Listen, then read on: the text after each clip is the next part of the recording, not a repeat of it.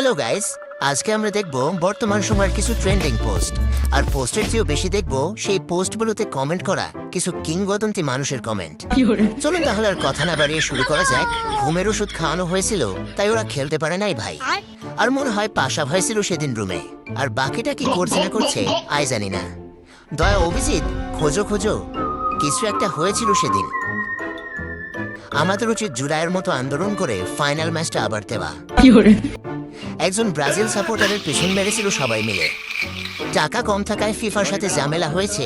চাঁদপুরের মানুষ বলতে পারবে কি হয়েছিল। 90 মিনিটে 7 গোল খাওয়ার চেয়ে 120 মিনিটে 1 গোল খাওয়া অনেক ভালো। ওই দিন ড্রেসিং রুমে টাকা দিতে চাইছিল মেসি, টাকা নেয়নি রেফারি।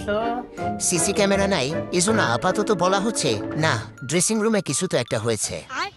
আর ড্রেসিং রুমে এটাই হয়েছে। এত বাজে খেলেও একটা সাতটার জন্য কতটা বাজে খেলতে হয় সেটা তো ব্রাজিল ভালো জানে। ড্রেসিং রুমে হেনাকে খুঁজে পাওয়া যায় নাই। ফাইনালের আগে টাকা দিয়ে ফিফা কিনছি, পারলে তোরাও কিনে দেখা। ফাইনাল শেষে নিশ্চয়ই ড্রেসিং রুমে কিছু একটা হয়েছে। ভিডিওটি ভালো লাগলে আপনিও কিংবদন্তির মতো লাইক, কমেন্ট আর সাবস্ক্রাইব করে যান।